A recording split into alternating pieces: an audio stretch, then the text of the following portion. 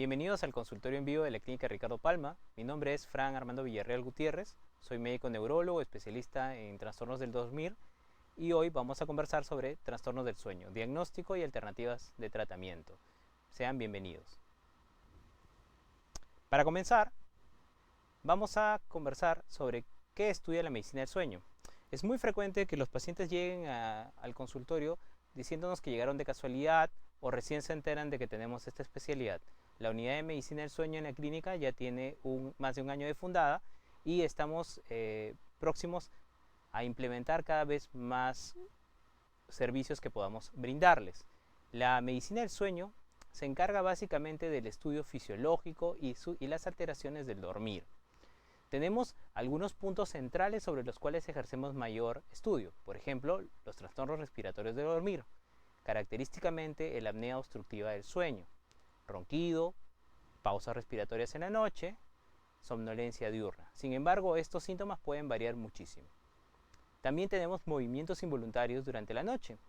En el día, antes de dormir, cuando estás en reposo, pueden fastidiar las piernas, tener cierta sensación de disconformidad que calma con el movimiento y que interrumpe iniciar el sueño, y eso se llama síndrome de piernas inquietas.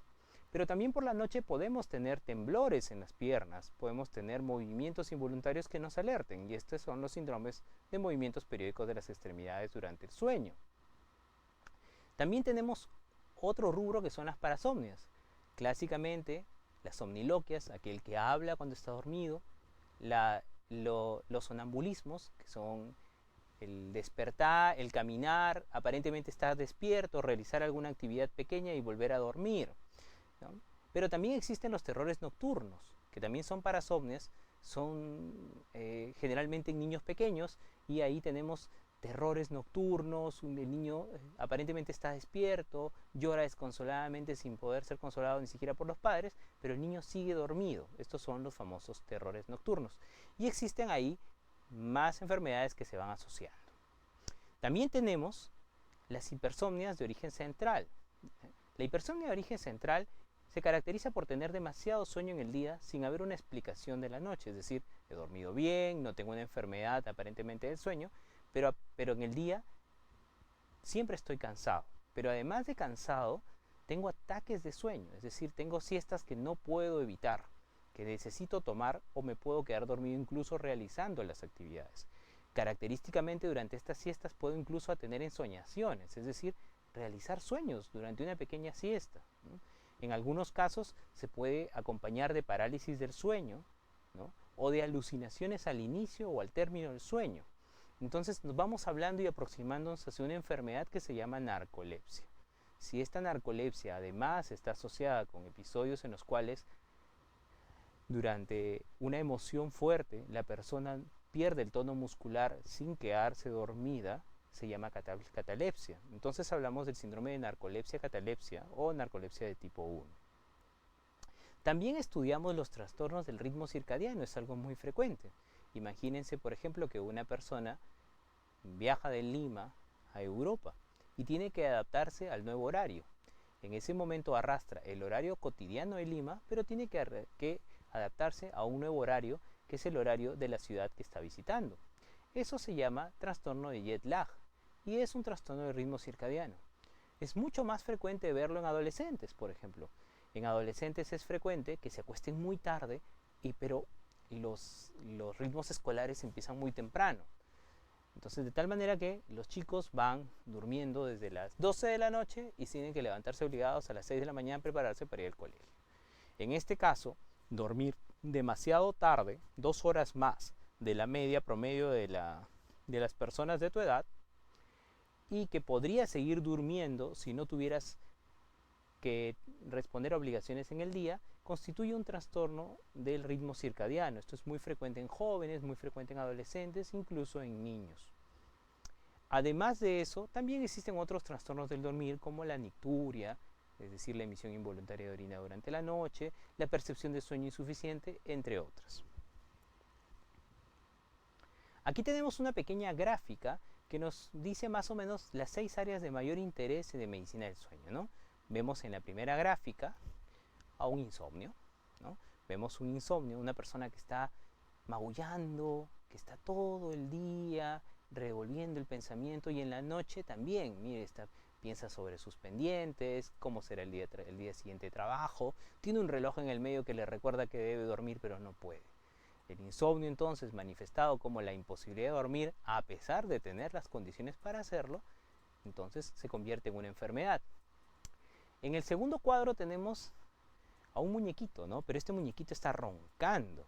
Miren, está roncando, tiene una posición encorvada, vemos que su cuello es muy ancho, ¿no? Y vemos que el ronquido es muy fuerte y a la vez vemos un corazón allí. ¿Por qué? Porque básicamente estamos hablando de una apnea obstructiva del sueño, es un trastorno respiratorio del dormir, es muy frecuente, se calcula que entre 5 y 10% de la población general lo tiene, y esto aumenta conforme la edad, es menos probable en chicos, mucho más probable en adultos mayores, y tiene una connotación de riesgo cardiovascular. En el tercer cuadro vemos a una persona que se levanta por la noche, no puede dormir, y miren, le están doliendo las piernas, ¿no? Entonces podría ser un síndrome de piernas inquietas, o podría ser un trastorno por calambres durante la noche. Entonces también son áreas de interés de la medicina del sueño. Al revés, en la cuarta etapa, en el cuarto cuadro, vemos a una persona que no ha diferenciado bien entre el día y la noche. Característicamente es una persona, es un adolescente. Entonces está durmiendo, pero ya debería despertarse. Es decir, tiene un trastorno por retraso de fase. ¿Qué quiere decir? Se acostó muy tarde y podría dormir hasta el mediodía si no tuviera actividades que cumplir. Pero como estas actividades son necesariamente para él en el día, se convierte en una enfermedad. También están las parasomnias, ¿no? Aquí, por ejemplo, en el quinto cuadro, tenemos a una persona que está teniendo alucinaciones durante la noche.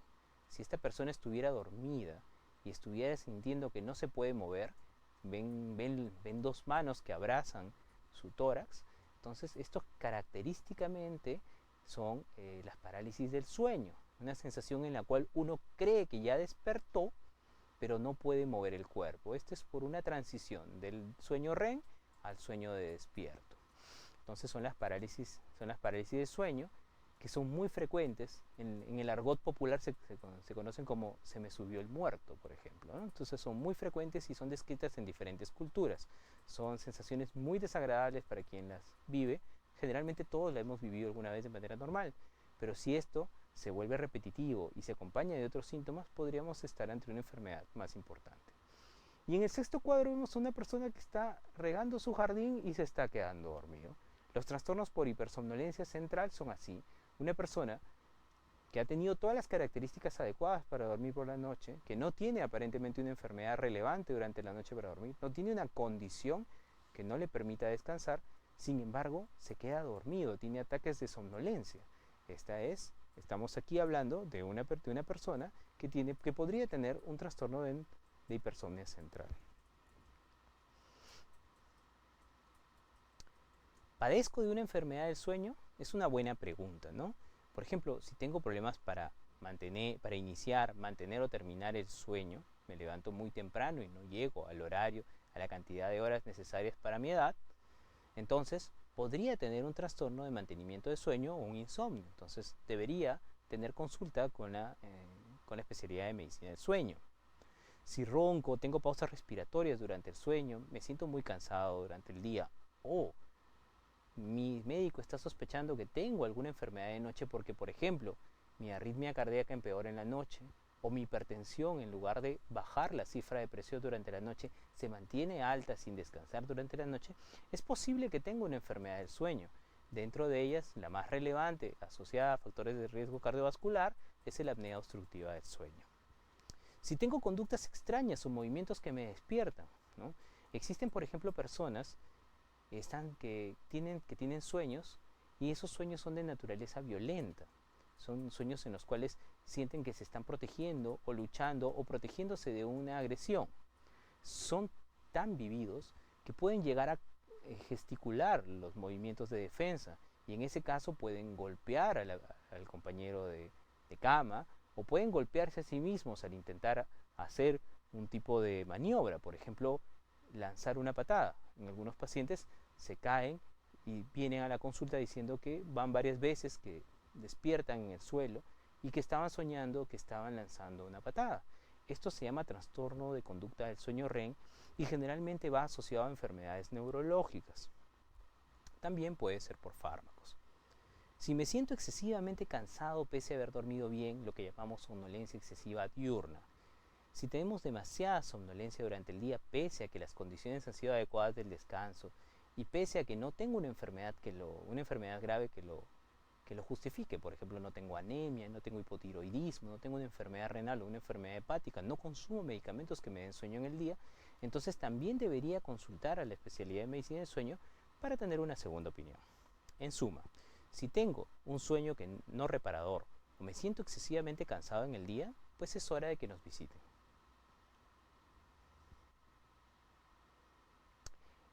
El sueño es muy importante y es relevante en la salud cardiovascular.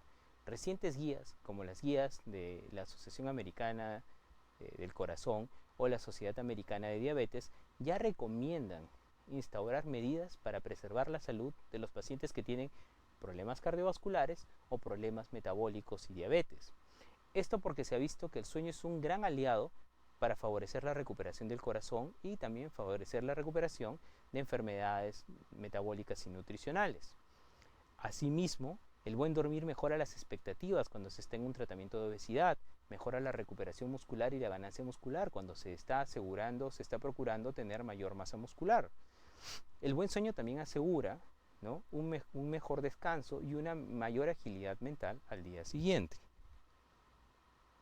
Quiero recordarles nuevamente que nosotros damos mucho énfasis al sueño, que recientemente ha sido catalogado como el 8º pilar de la salud cardiovascular y ya es considerado un pilar de la salud también, y especialmente por nuestro compromiso como servicio y como unidad, teniendo ya una unidad de ictus acreditada, la cual celebramos y queremos pronto aunarnos a eso y darles la mano para que sus pacientes, además de todos los cuidados que tienen, tengan también los cuidados de sueño necesarios.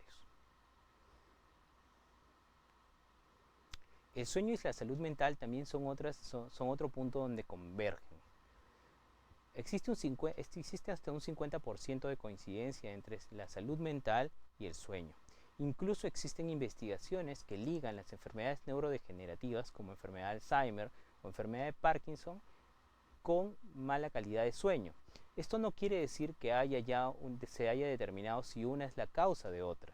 Lo que se ha encontrado es que hay una coexistencia, es decir, en las enfermedades neurológicas, en las enfermedades psiquiátricas, en las enfermedades de índole emocional, existe mucho componente durante el sueño que a veces no se puede corregir completamente con la terapia estándar de la enfermedad.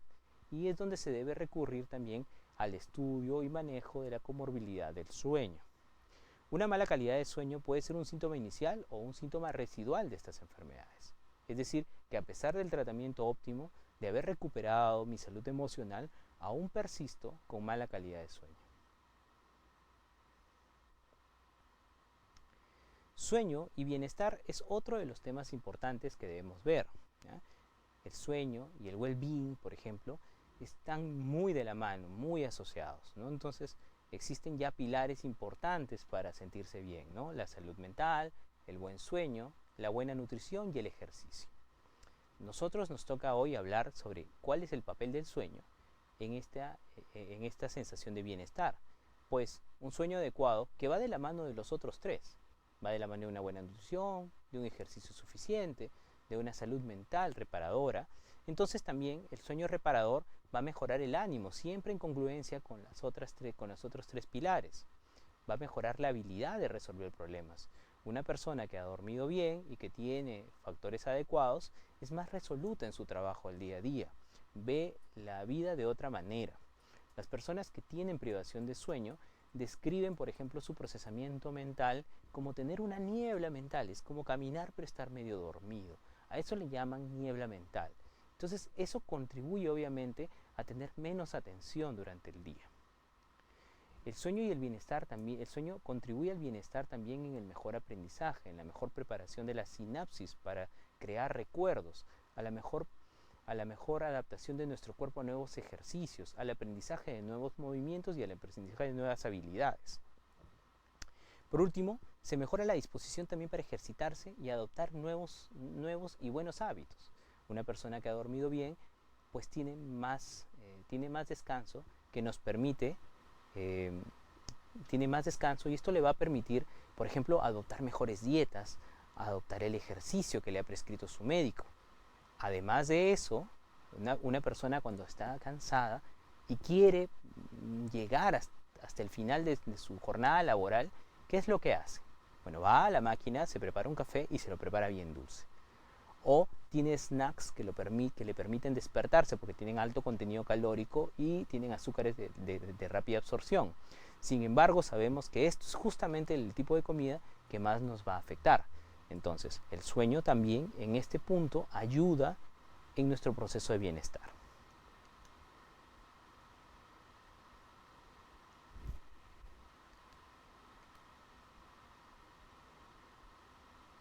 ¿Cómo hacemos el diagnóstico de un trastorno del dormir? Como todo en la medicina, debe comenzar con la visita a su médico, ¿no? Debemos conversar para ver si realmente estamos padeciendo una enfermedad que se explica solo desde el punto de vista del sueño o es una enfermedad que necesita la intervención de diferentes especialidades. Entonces aquí nosotros manejamos básicamente una evaluación diferenciada. Preguntamos mucho por los hábitos diarios, las rutinas, cuáles son los horarios de dormir, cuáles son los horarios de dormir, cuál es la rutina de sueño, qué cosas hacemos que nos ayudan a dormir y qué cosas hacemos que nos disrumpen el sueño, cuáles son los disruptores del sueño que podemos encontrar en esta historia clínica. Los exámenes se deciden a partir de la evaluación. Contamos con un laboratorio de medicina del sueño muy bien equipado. Estamos orgullosos de tener del esfuerzo que ha hecho la institución por adquirir un moderno polisomnógrafo de 64 canales con opción de capnografía, que es la monitorización de CO2 que pocas instituciones en el país pueden ofrecerlo, y esto nos permite estudiar mucho más. Lo que ven aquí es la sala de laboratorio. Es una habitación con una cama clínica para evitar accidentes, bastante cómoda, con un espacio también para que el acompañante pueda participar, la familia pueda participar acompañando y dando seguridad al paciente que va a ser estudiado, ¿no? Está completamente aislado de la persona que te acompaña durante el sueño y estás video monitorizado durante todo el estudio. Este estudio es un estudio muy completo donde vamos a registrar con electrodos de superficie cuáles son las ondas cerebrales que vamos a leer durante el sueño, ¿no? Si existen despertares corticales o microdespertares durante el sueño que están asociados a eventos fisiológicos. Vamos a determinar eventos fisiológicos: flujo respiratorio, ¿no? Flujo respiratorio, volumen respiratorio, esfuerzo respiratorio. Vamos a hacer un estudio de frecuencia cardíaca durante el sueño, oximetría de pulso durante el sueño. Vamos a monitorizar el ronquido, el movimiento de piernas, y todo eso está video monitorizado de manera sincrónica.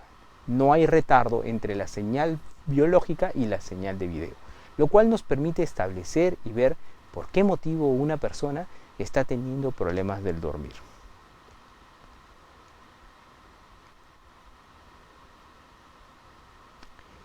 Para el tratamiento y las alternativas de tratamiento, afortunadamente la medicina del sueño es nueva, pero ya no tanto como para no tener alternativas, ¿no?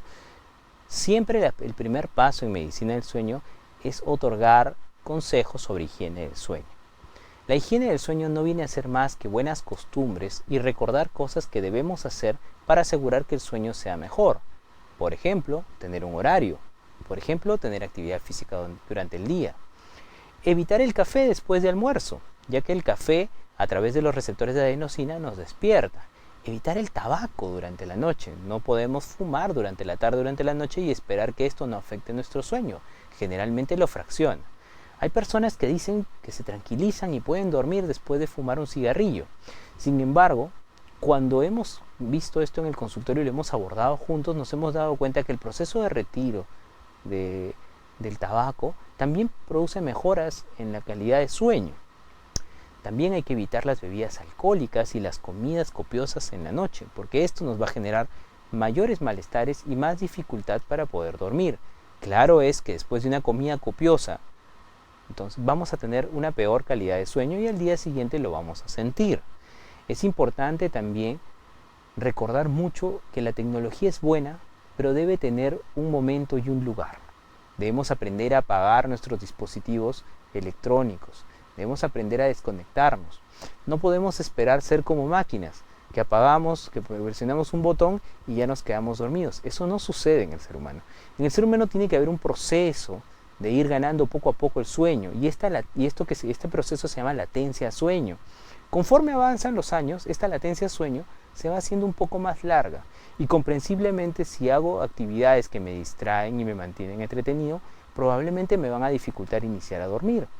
A la cabeza debemos apagar los teléfonos móviles, ¿no?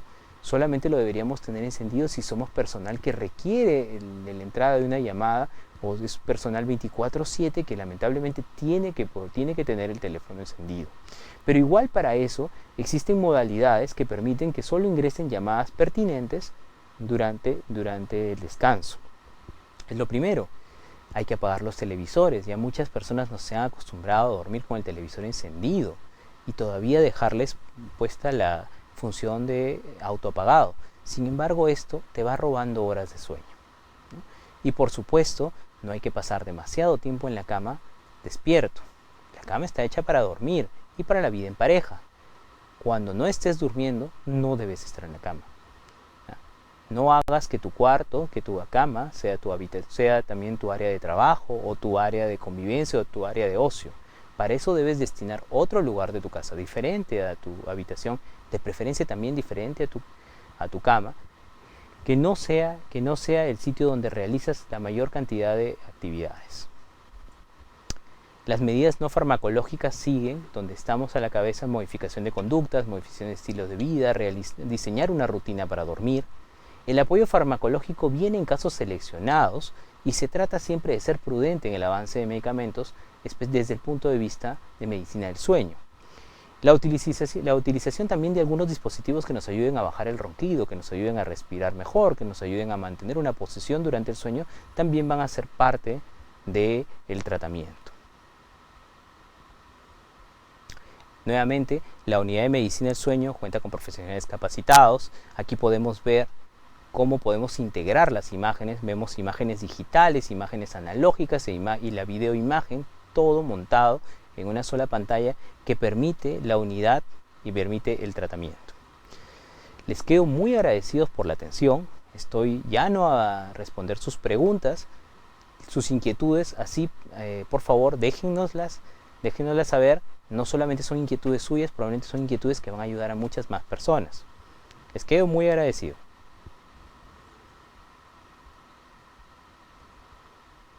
Doctor, ¿todos los ronquidos son peligrosos? La respuesta es no. Todo ronquido tendría que verse en el momento.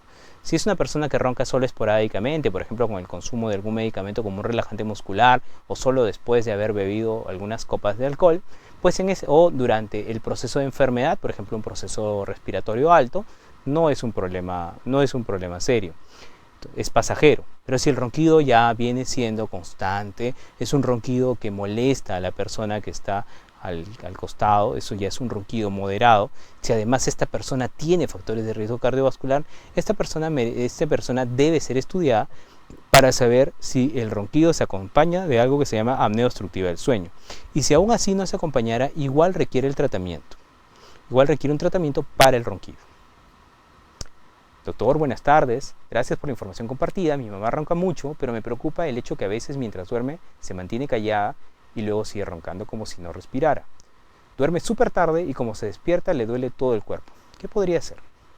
Bueno, muchísimas gracias. La pregunta es ilustradora. Es básicamente lo que hemos hablado. No puedo hacer un diagnóstico con la pregunta, pero sí podría decir que yo debería empezar a estudiar una apnea obstructiva del sueño. Por ejemplo, el ronquido, y en algún momento hay una pausa. Entonces, si miramos incluso detalladamente, vemos cómo hay un pequeño movimiento del abdomen o del tórax tratando de vencer una resistencia y luego vuelve a roncar. Entonces, eso es básicamente un periodo que se llama apnea, es decir, ausencia de la respiración. Para catalogar que esto sea apnea debe durar más de 10 segundos. Y obviamente si se repite mucho durante la noche, esto fracciona el sueño, porque son básicamente pequeños ahogos que suceden durante la noche. Son momentos en los cuales se interrumpe el pasaje de flujo aéreo en la vía respiratoria alta y la persona tiene que hacer micro despertares, alertarse por poquitos para poder volver a tomar aire y volver a dormir. Y entonces obviamente esto produce cansancio, fatiga, dolor de cabeza, dolor muscular, falta de concentración al día siguiente. Doctor, ¿cómo saber si ronco o no? Yo creo que no, pero ¿cómo saberlo? Esta es una pregunta muy bonita y justamente hablábamos sobre algunas alternativas que tenemos ahora con la tecnología. Obviamente, nadie sabe que ronca. Generalmente, muy pocas personas advierten que roncan. Y si han advertido que roncan, es porque el ronquido ya es muy fuerte y los despierta a ellos mismos. La mayor cantidad de personas que roncan lo alerta a una persona que duerme con ellos o que comparte la casa con ellos. Pero ¿qué pasa si no existe esto? Bueno, existen algunas aplicaciones de teléfono. No voy a decir los nombres porque, bueno, ninguna está validada para uso médico, pero existen algunas aplicaciones de teléfono que pueden ayudarnos a detectar los ronquidos e incluso los graban. Entonces, uno puede tener esta aplicación instalada en su teléfono y si ronca, el teléfono automáticamente va a grabar ese ronquido. Entonces uno lo puede escuchar al día siguiente o mostrárselo a su médico y va a haber un índice de ronquido. Debo decir que estos aparatos no son exactos, pero si no tenemos de quién recoger la información, podemos hacerla a través de un aplicativo de teléfono para estudio de ronquido. Doctor, buenas noches. Tener muchas parálisis de sueño es peligroso, entre 2 a 3 veces todas las semanas. La parálisis de sueño de por sí no es una enfermedad grave. Las parálisis de sueño solas no son una enfermedad grave. Entonces hay que empezar a estudiar a qué está asociado. Generalmente las parálisis de sueño pueden estar asociadas a periodos de privación de sueño, es decir, duermo muy poquito y cada vez que duermo menos, a la noche siguiente termino teniendo más parálisis de sueño. Esto porque tengo más cantidad de sueño profundo, sueño REM, sueño de movimientos oculares rápidos. Y esta distorsión en la arquitectura de mi sueño porque dormí mal la noche anterior puede favorecer a la aparición de parálisis del sueño. Pero también tenemos que preguntarnos si esto no está asociado a algún fármaco o si no está asociado a somnolencia diurna, a periodos de siestas irresistibles durante el día. Entonces allí constituiría otra enfermedad que podría ser un trastorno por hipersomnolencia central. Aquí el consejo de todas maneras es acudir a la consulta. Y lo más importante es no perder la calma, ¿no? No son síntomas graves, pero son síntomas que hay que buscar una causa para tratarlos, porque son muy desagradables y dan mucho temor a las personas que lo padecen. Doctor, ¿qué papel juega el tener una almohada apropiada para dormir y qué posición se recomienda al momento de dormir? Bien, en general la industria alrededor del bienestar de sueño es muy amplia y nos venden muchas cosas que nos pueden ayudar y hasta cierto punto nos puede ayudar en el confort, en la comodidad. Pero recordemos que el tema de la almohada, el tema del colchón es un tema cultural. Es decir, existen culturas que tienen colchones más chiquitos, que no usan colchones, ¿no? Existen culturas que no usan almohadas. Entonces, la almohada juega un papel en el confort de la cama. ¿Bien? Ahora, si vamos a usar almohadas, definitivamente debemos recordar que las almohadas deben ser pequeñas, deben ser anatómicas para su uso. Si usamos almohadas muy grandes que nos flexionen el cuello hacia adelante, nos van a hacer roncar más y nos van a provocar ahogos durante la noche. Asimismo, hay personas que dicen que tienen que usar muchas almohadas para dormir. Entonces, pero a veces las usan mal. Está bien indicado que existan en algunos pacientes por algunas enfermedades la elevación de la cabecera. Pero la elevación de la cabecera no significa elevar solamente la cabeza, sino es elevar todo el tronco. Es decir, estar en una posición de esta manera. Entonces, si eso no sucede, si solamente estamos flexionando el cuello, lo estamos haciendo mal y estamos empeorando el cuadro de esta persona. Doctor, gracias por su ponencia. Hay algunos estudios para prevenir o curar esta enfermedad. En general, las enfermedades del sueño, todas tienen formas de diagnosticarse, desde la manera clínica hasta la manera, hasta ya con exámenes de laboratorio. Y para prevenir definitivamente siempre están los consejos de la higiene de sueño. Todo lo que es bueno para nuestro cuerpo también será bueno para nuestro sueño. Es decir, tener buenos hábitos, tener vida saludable, dieta saludable, hacer ejercicio regular, exposición solar diaria, evitar completamente el sedentarismo, ¿no? Nuestros trabajos son sedentarios, ¿no? Entonces tratar de solucionar un poquito ese sedentarismo caminando un poquito más en la tarde o haciendo ejercicios en la noche nos va a servir. Las indicaciones de higiene del sueño se llaman como tal, pero las vamos a encontrar también con otro nombre, como buenos hábitos también para cuidar nuestro corazón, para cuidar nuestro cerebro. Entonces todo lo que es bueno para el cuerpo también será bueno para el sueño. Doctor, gracias por su ponencia. Doctor, ¿usted puede dar tips para entender lo que el reloj nos dice de nuestro ritmo cardíaco? Por ejemplo, a mí me pone máximo 68 y mínimo 55. Bien, a ver, esto es un tema más que lo va a explicar el cardiólogo, pero te lo voy a decir desde el punto de vista de sueño. Nosotros en el sueño tenemos una frecuencia cardíaca que es un poco es más amplia en rangos que la frecuencia cardíaca de despierto. Cuando estás despierto va de 60 a 90 latidos por minuto y es normal. Por ejemplo, aquí tu reloj te dice que tienes entre 68 y 55 latidos por minuto durante el sueño, estimo. Si es durante el sueño, no deberíamos preocuparnos, ya que nosotros consideramos el ritmo cardíaco bajo con cifras menores a 50. Bien, entonces no debería preocuparte. Otro tema importante también es saber que no todos los relojes son exactos. Entonces los relojes que usamos, como los smartwatch o los relojes con aplicativos, la mayoría de ellos no han sido validados por instituciones de salud. Por ende son solo referenciales.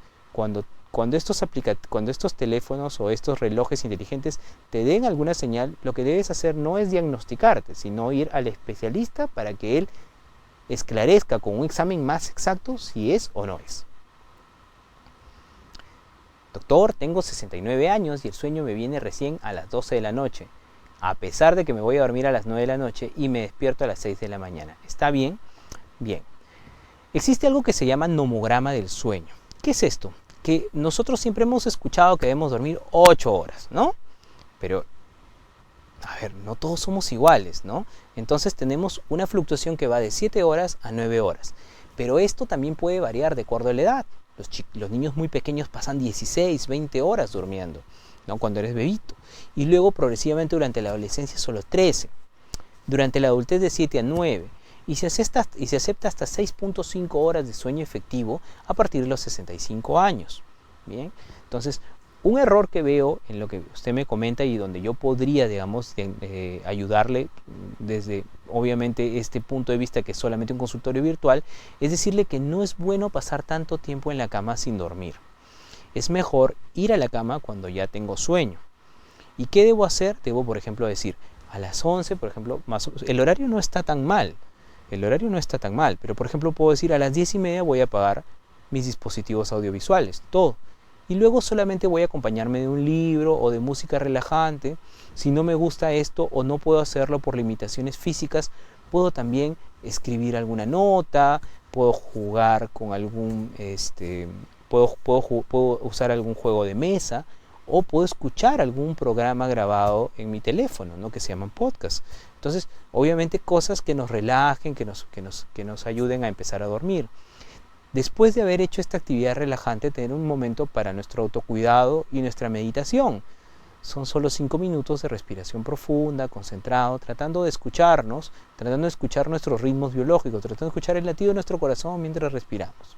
Eso nos puede ayudar a relajarnos y ya con sueño entrar a la cama. Si uno entra muy temprano a la cama, termina desarrollando un temor a dormir y eso va haciendo que cada vez duerma menos. Qué excelente tema. Yo sufría de insomnio, me recetaron melatonina, me va bien, pero cuando tengo mis crisis de ansiedad no duermo mucho ni con clonazepam. Hoy dormí de 3 horas 30 y estoy leña. Estoy en tratamiento, pero ya no sé qué hacer. Muy bien. A ver, en general, aquí hay algunos temas importantes, ¿no? La vida no es perfecta y esto es un tema que siempre conversamos en el consultorio. La vida no es perfecta y tampoco lo va a ser el sueño. Así como tenemos días malos, también podemos tener noches malas. El diagnóstico de insomnio se hace cuando tenemos más del 50% del tiempo, o casi el 50% del tiempo, comprometido con mala calidad de sueño. Tener una noche mala de vez en cuando no debería ser una enfermedad y no debería desesperarnos. Justamente en ese punto es donde empieza la desesperación y empiezo a consumir cada vez más medicinas para intentar calmar mi ansiedad y de no dormir. Pero terminan siendo contraproducentes porque cada vez necesito más medicinas y no he solucionado el problema de fondo. Entonces aquí es buscar el problema que no me deja dormir. Si hay algún tratamiento, si existe una situación que yo puedo ir cada vez más estudiando, obviamente de la mano de los médicos que le están tratando, identificando las situaciones que evidentemente me van a poner más nervioso, más tenso y por ende no me van a dejar dormir, es ir trabajando sobre ellas, habilidades para enfrentar estos problemas con atajos o tareas psicológicas que me pueden ayudar a enfrentar mejor. Esto, por ejemplo, ustedes lo pueden encontrar con sus médicos solicitando la terapia cognitivo-conductual, por ejemplo. Les da muchas ventajas para poder hacerlo. También, obviamente, lo podemos enfrentar nosotros mismos con algunas estrategias como, por ejemplo, la meditación, el yoga, ¿no? Pero siempre de la mano de sus médicos tratantes. Un sueño de 9 a 4 es suficiente para un buen desenvolvimiento diario. Bueno, son 7 horas, depende de la edad. Alrededor de las 4 parece que sueño, se me hace más ligero y con cualquier ruido me despierto. Realmente de 9 a 4 has cumplido por lo menos el mínimo necesario para una persona de edad, de un adulto mayor, un adulto joven, de 7 a 9 horas. Claro es que uno nunca debe contar desde el momento inicial que se acuesta porque generalmente hay un tiempo para empezar a dormir y hay un tiempo para despertarse, así que probablemente sea media hora menos de lo que dices. Definitivamente si te levantas a las 4 de la mañana y estás dando tumbos si quieres dormir y no, podría ser necesario que nos visites, ¿no? En estos casos, cuando hay despertares de la madrugada, es un poco más difícil afrontarlos, pero lo que se recomienda es que si esto ya se hizo una costumbre, se empiece a cortar con otra costumbre que es la limitación de los estímulos. Básicamente, salir un ratito de la cama, realizar una actividad a media luz como una lectura o unos ejercicios de respiración y volver a la cama cuando tenga sueño. Obviamente, este tipo de terapias cuesta aprenderlas y por ende no vas a ver resultados inmediatos, pero a la larga vas a notar que puedes hacerlo y ya sin ayuda de otro tipo de intervenciones. Doctor, buenas tardes. Tengo 65 años y tengo piernas inquietas. ¿Qué puedo hacer? Muchas gracias.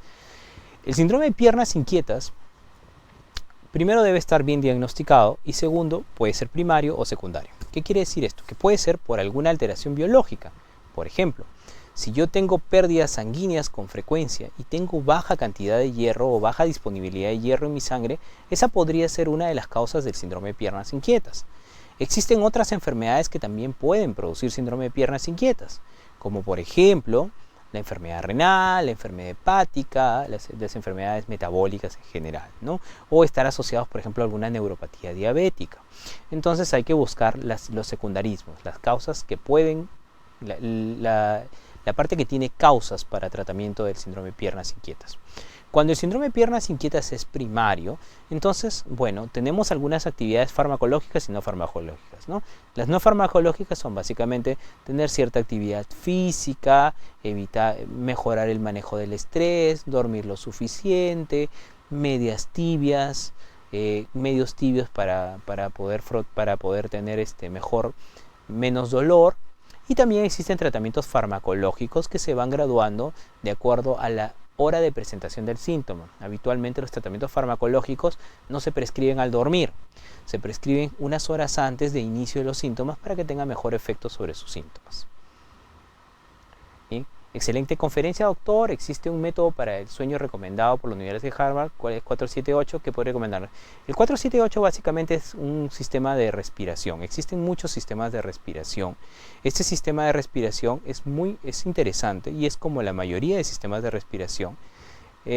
Consiste en ir prolongando cada vez más la respiración e ir sosteniendo la respiración a modo de que sea una respiración más lenta, más tranquila y también nos permita entrar profundamente en una meditación.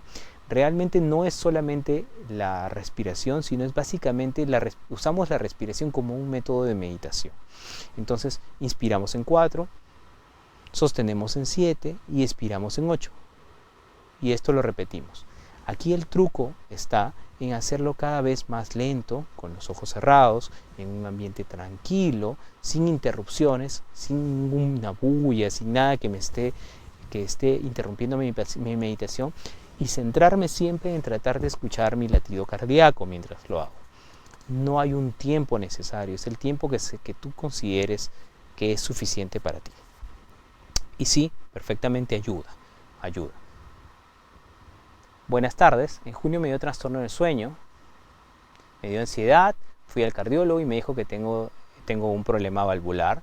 Perfecto. En conclusión, fue al psiquiatra, obtuvo también un diagnóstico de estrés, ¿no? Obviamente por los problemas, y ahora tengo problemas para dormir. Estoy tomando melatonina, pero me despierto 2 a 3 veces por madrugada.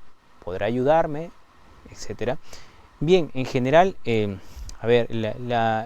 general, nuevamente, si es estrés, también tienes que implementar medidas para manejar el estrés. Es importante diferenciar, y esto lo vas a manejar con tu médico, entre estrés y ansiedad. Son cosas que se parecen, pero que no son iguales. El estrés tiene mecanismos de afrontación que no son farmacológicos, no existe un fármaco para el estrés, ¿no? Entonces, para ello es básicamente implementar medidas que me permitan manejar el estrés. Dentro de ellas, pero no exclusivas, está siempre el ejercicio físico a la cabeza.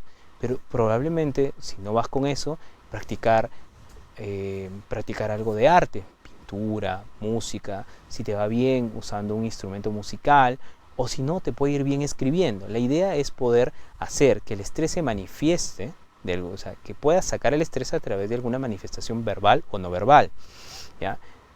Es muy importante también tener personas con quien conversar nuestro estrés para evitar que se acumule, ¿no? Y de esa manera podrías empezar el tratamiento para mejorar tu calidad de sueño. Los fármacos ayudan, pero no son la cura. Entonces tenemos que entender que a la larga tenemos que desarrollar capacidades para manejar nuestro propio sueño. Quiero visitar a un médico, ¿a qué especialidad tengo que visitar? Cuando ustedes quieran visitar la unidad de sueño, pueden entrar al portal web de la Clínica Ricardo Palma y pueden seleccionar unidades especializadas. En las unidades especializadas van a encontrar la unidad de medicina del sueño y van a encontrarnos a los doctores que integramos la unidad. Pueden solicitar cita con cualquiera de nosotros y vamos a estar encantados de poderlos ayudar. Gracias, doctor. ¿Cómo se realiza la polisomnografía? ¿La hacen en la clínica? Muy bien. Bien, miren, la polisomnografía que nosotros tenemos 2 tipos de estudios en la clínica, ¿no? Tenemos el estudio de video polisomnografía, que es un examen completamente completo y es el de tipo 1, de clase 1, es el clase más avanzada, que lo hacemos en el laboratorio, vigilado por un tecnólogo especializado en medicina del sueño y luego supervisado por los médicos de la unidad. También tenemos estudios ambulatorios que se llaman poligrafía respiratoria. Son estudios más pequeños y están destinados a estudiar una enfermedad que se llama apnea obstructiva del sueño. Nos pueden ayudar perfectamente siempre y cuando hayas pasado primero la consulta y tu doctor haya determinado cuál es el grado de probabilidad de que uno u otro examen te sirva. Ambos exámenes son buenos, pero obviamente pasan por un screening clínico. El doctor tiene que preguntarte algunas cosas y ver si no tienes contraindicaciones para uno o para otro examen. Perfectamente lo hacemos en la clínica. La polisomnografía, los estudios de tipo 2, que son las polisomnografías hechas en domicilio, no las tenemos en la clínica y aún no lo hemos implementado porque todavía nos parece que porque existe mucho riesgo de que en las instalaciones donde lo realicemos no haya la calidad suficiente de fluido eléctrico que nos permita realizarlo. Buenas tardes, doctor Villarreal, tengo problemas para conciliar el sueño. Como que llegada la noche me bloqueo y no logro conciliar el sueño. He probado la melatonina, magnesio, triptófano y nada me hace efecto. ¿A qué se debería? Muchas gracias por su respuesta. Nuevamente, es importante, yo voy a aprovechar esto también para un poco aproximarnos a todo, porque no todo va a ser fármacos, no todo va a ser higiene del sueño, porque cada persona es diferente. Entonces, el insomnio puede tener en el 50% de los casos una causa que no es obviamente del sueño, que está relacionada a factores emocionales, a factores psicológicos, a factores psicofuncionales, pero también pueden haber insomnios primarios, es decir, insomnios que están asociados netamente a nuestros malos ritmos, ¿no? También el insomnio puede ser reactivo a un periodo de estrés o ya estar asociado a algunas otras enfermedades. También existen enfermedades orgánicas que pueden hacer insomnio. Por ejemplo, en alguna de las preguntas anteriores hablamos de las piernas inquietas. También hemos visto en algunas otras preguntas anteriores la apnea obstructiva del sueño. Entonces lo primero es hacer un diagnóstico de qué está sucediendo y tratar de abordar la enfermedad desde lo menos farmacológico posible hasta lo más farmacológico posible. ¿Podemos usar hipnóticos durante el primer periodo, especialmente de los insomnios agudos? Sí, se puede, pero siempre tenemos que ser prudentes en qué medicamento vamos a usar y esto depende del contexto clínico. Te invito primero a visitar alguna página de medicina del sueño, si no también nos puedes buscar a nosotros en la página web de la clínica Ricardo Palma. Tenemos videos en la web de la unidad donde te vamos dando tips para poder dormir. Buenas noches, doctor. Muchas personas tienen pocas horas de sueño, pero ¿qué pasa con el dormir en exceso? ¿Qué implicancias tiene dormir más horas de lo normal? Esa es una magnífica pregunta. Mira, justamente habíamos hablado de que la Sociedad Americana del Corazón había incluido el sueño como séptimo pilar. Y los argumentos para hacer que la medicina del sueño ingrese como un factor protector también de las enfermedades cardiovasculares es porque los estudios han demostrado que existe un riesgo elevado en los que duermen poco y en los que duermen mucho, ¿ya? Entonces uno aquí entra en una dicotomía. Bueno, dormir poco a todos nos suena que puede ser perjudicial para la salud. Pero ¿por qué dormir mucho también tendría que ser perjudicial para la salud? Bueno, esto está relacionado específicamente a las enfermedades de fondo. Si yo necesito demasiadas horas para lograr el descanso, es porque probablemente pueda tener alguna enfermedad de sueño. Por ejemplo, las personas que tienen un sueño fraccionado, superficial, necesitan mucho más tiempo, muchas más horas para lograr reponerse y a pesar de haber dormido 10, 12 horas, siguen teniendo somnolencia. También nos pasa, por ejemplo, que existen personas que tienen algunas otras enfermedades, ¿no? Por ejemplo, enfermedades neurodegenerativas, enfermedades pulmonares, en los cuales la oxigenación durante la noche no es adecuada y obviamente no les permite un sueño adecuado. Pero también existen personas que están con medicinas, ¿no? Que tienen medicación que produce somnolencia. Y esto les lleva a tener más horas de sueño y se levantan con los efectos de rezago de la somnolencia diurna que dan este tipo de medicinas. Entonces también ese es otro tema. Ahora, respondiendo a tu pregunta, la somnolencia excesiva cuando tiene una causa de fondo, o sea, dormir demasiadas horas cuando tiene una causa de fondo, pues obviamente es una enfermedad y también tiene un riesgo cardiovascular elevado. Buenas noches, doctor. A mi pareja le gusta dormir con el televisor prendido. No puedo dormir bien. Apágaselo, por favor, apágaselo.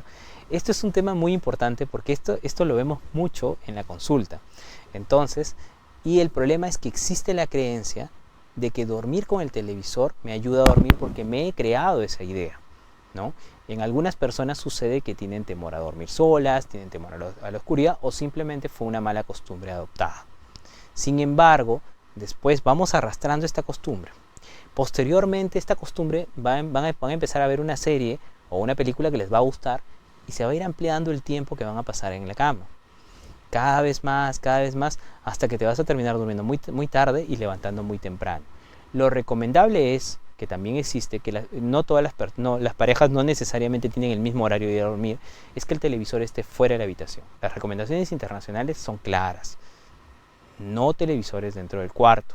No son buen consejo. Bien. Doctor, ¿cuánto tiempo suele tomar el tratamiento una vez se identifique el trastorno? Los tratamientos son variables, pero nunca son rápidos.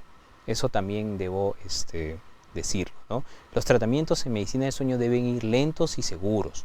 No deben ser tratamientos bruscos ni abruptos, porque obviamente estamos tratando sobre una conducta, sobre una experiencia que es el sueño. Estamos modificando 8 horas de nuestra vida, 8 horas diarias de nuestra vida, que es un tercio de nuestra vida. Esto nunca puede ser rápido. Cuando tenemos expectativas demasiado altas y demasiado rápidas de volver a dormir bien, generalmente terminamos frustrándonos, cambiando de médico, cambiando de consultorio, yendo de un lado a otro sin lograr una terapia continua. debemos más o menos imaginarnos que, por ejemplo, el tratamiento de insomnio puede tomar de 3 a 6 meses, en el mejor de los casos. Existen otras enfermedades en las cuales la respuesta es más rápida, dependiendo de la edad y todo. Por ejemplo, los trastornos de ritmo circadiano en jóvenes responden muy bien solamente a indicaciones médicas. Y es lo que nos dice, si nosotros aprendemos a dormir desde chiquitos, desde adolescentes, aprendemos a dormir bien, vamos a tener muchas mejores posibilidades de dormir bien de adultos. Bueno, quiero agradecer la participación, ¿no? Quiero agradecer la oportunidad que nos da la Clínica Ricardo Palma de venir como unidad y mostrarles nuestro trabajo que nos apasiona, que nos gusta. Y nosotros estamos constantemente en capacitaciones para poder mejorar y darles un mejor servicio. La medicina del sueño es una especialidad relativamente nueva en el mundo y más aún en nuestro medio. Entonces estamos buscando llegar cada vez más a nuestros pacientes y poder ayudarlos desde nuestro humilde punto de vista. Muchas gracias por la invitación.